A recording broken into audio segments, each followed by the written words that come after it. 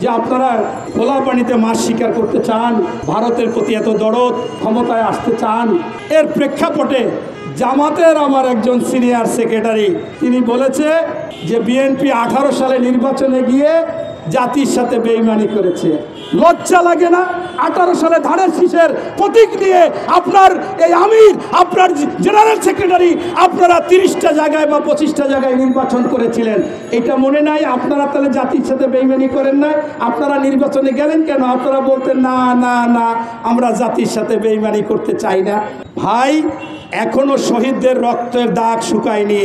হাজার হাজার মানুষ পঙ্গু, তাদের চিকিৎসা হচ্ছে না, চিকিৎসা নিতে পারতেছে না। মুষ্টিমেয় কিছু পারলেও সবাই পারেনি। আপনাদেরকে কেন রুহুল কবির রিজভী এটা বলেছে?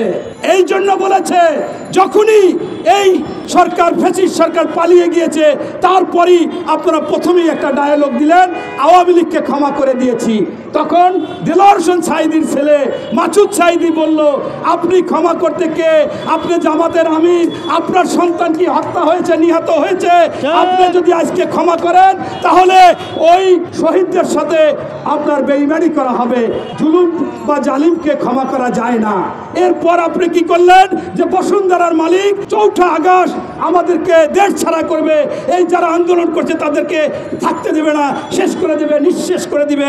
সেই ব্যবসা প্রতিষ্ঠানে গেলেন, তার সাথে তার ছেলের সাথে ছবি তুললেন আপনি জামাতের আমির হয়ে, এবং তাদেরকেও আপনি বুকে জড়িয়ে নিলেন, যা করেছো, যত অন্যায় করো, যত অবিচার করো, সব মাফ করে দিয়েছি। আবার আপনার ছাত্রলীগের সিলেটের বিয়ানীবাজারের ছাত্রলীগের সাংগঠনিক সম্পাদককে আপনি আওয়ামী লীগে যোগদান করাই ফেলাইলেন। এরপর আপনি বললেন ভারতের সাথে আমরা সমঝোতা করে, তারা যেভাবে বলবে, আমরা যেভাবে, এরকম আলাপ আলোচনা করার মধ্যে আমরা বাংলাদেশের রাজনীতি করতে চাই। সাথে সাথে ওই ভারতের এই বিজেপি সভাপতি অমিত শাহ বলছে ওয়েলকাম, আপনি জামাতের আমির বলেছেন আপনার সাথেও আমরা আলোচনা করে বাংলাদেশ চালাইতে চাই। কিভাবে চালাইতে চায়? আমাদের গোলাম বানাই রাখতে চায়। কিভাবে চালাইতে চায়? আমাদের দাস বানিয়ে রাখতে চায় ভারত। সেইটা তো আমরা পছন্দ করি না। এরপরে আপনি আবার সরে আসলেন, বললেন যে আমরা মহিলাদের পর্দা বাধ্যতামূলক হবে না। দল করেন কিন্তু ইসলামী দল। আপনারা সেই খুলনায় ডুমারিয়ায়, সেখানে আপনারা হিন্দুদের দিয়ে জামাতের কমিটি করলেন। আপনারা সেই রংপুরে পীরগাছায় হিন্দুদের দিয়ে জামাতের আপনারা কমিটি করলেন। এরপরে পূজা মণ্ডপে যাইয়া দেখলাম যে পূজা মণ্ডপের সেই গুণগান গাচ্ছেন, তাদের সেই জয় শ্রীরাম বলতেছেন। এটা কিসের লক্ষণ? এইটা তো মানে একটা স্থিতিশীল রাজনীতির কথা না, অসুস্থ রাজনীতি। এরপরে আপনারা আবার বিতর্ক বাজাই দিলেন কি, যে বাংলাদেশের দেশপ্রেমিক হচ্ছে সেনাবাহিনী আর জামাত। আমি যদি প্রশ্ন করি জামাতের আমির, আপনি এই কথা বলেছেন, আপনি দেশ স্বাধীনের সময় স্বাধীনতার পক্ষে কি আপনি ছিলেন? এক কথায় উত্তর যদি বলতে চাই, তা আপনার বলতে হবে না, আপনি দেশ স্বাধীনতাই করেন নাই, পক্ষে ছিলেন না। আপনি কিভাবে দেশপ্রেমিক হলেন? আপনি ভারতের আজ্ঞাবহ সদ্য আবার দ্বিতীয়বার বলেছেন ভারতের সাথে সুসম্পর্ক রাখবো, তাদের সাথে সম্পর্ক রেখে আমরা, তারা কখনো শত্রু না, মিত্র হিসাবে তাদেরকে নিয়ে আমরা রাজনীতি করতে চাই। ভারত আমাদের কখন কি ভালো চায়? আমরা খরার সময় পানি আটকে রেখে আমাদের কৃষিকাজে বিনষ্ট করতে দেয় না। আবার যখন বৃষ্টি হয় তখন আমরা চাষাবাদ করলে না বলে ওই সেই তিস্তার ব্যারেল খুলে দেওয়ার পর আমাদের ডুবিয়ে মারে, আমাদের ফসলে মারে, এবং যাতে আমরা এই কৃষকরা কোনো ফসল কিছু না করতে পারে। এই অবস্থায় তাই আপনাদের বারবার যদি এইটা বলেন, তাহলে তো অবশ্যই অনেকে মনে করবে, সন্দেহ করবে আপনাদের লোক, আপনারা ক্ষমতায় আসতে চান এই জন্য।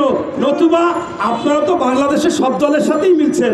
জাতীয় পার্টির সাথে 86 সালে নির্বাচনে গেছেন, আমাদের সাথে 2001 সালে বিএনপির সাথে নির্বাচন গেছেন, 91-তে আপনাদেরকে আমরা সাপোর্ট দিয়েছি, আপনারাও সাপোর্ট দিয়েছেন, 96 সালে আবার আওয়ামী লীগের সাথে গিয়েছেন, সব জায়গারই তো স্বাদ নিয়েছেন। এখন একটু ভারতের যদি স্বাদ নিতে চান, আমাদের তো একটু খারাপ লাগবে। তাই সবিনয় জামাতের কাছে আহ্বান জানাবো, আসুন, এখনো দেশপ্রেমিক হননি, দেশপ্রেমিক হতে হবে, এবং এই দেশকে নিয়ে চিন্তা করবেন, ওই ভারতকে নিয়ে চিন্তা করবেন না, দেশের মধ্যে ঘোলা পানিতে মাছ শিকার করার চেষ্টা করবেন না। আমরা চাই, আসুন, জনগণের সমর্থন দেন। আর একটা কথা আপনারা বলেন যে এক ফ্যাসিস্টকে দাঁড়িয়েছি আরেক ফ্যাসিস্ট বসাবার জন্য না, স্পষ্টভাবে বলি, এই বাংলাদেশের দেশপ্রেমিক দল হচ্ছে বিএনপি, এবং এই বিএনপির প্রতিষ্ঠাতা বাংলাদেশের স্বাধীনতার ঘোষক ছিলেন মেজর জিয়া। এই বিএনপির প্রতিষ্ঠাতা বাংলাদেশের একজন সেক্টর কমান্ডার ছিলেন যুদ্ধকালীন, তার অক্ষর দিয়ে জেট ফোর্স অধিনায়ক ছিলেন। জীবিত মুক্তিযোদ্ধাদের মধ্যে তৎকালীন এই শেখ মুজিবুর রহমান সর্বোচ্চ খেতাব বীর উত্তম খেতাব জিয়াউর রহমানকে দিয়েছিলেন। বিএনপি হচ্ছে মুক্তিযুদ্ধের দল। এরপর যেদিন এই জিয়াউর রহমানকে হত্যা করা হয়েছিল, সেই দিন বাংলাদেশের আনাচে কানাচে, টেকনাফ থেকে তেঁতুলিয়া, রূপসা থেকে পাথুরিয়া, প্রতিটি মানুষের মনের মধ্যে শোকের ছায়া ছিল।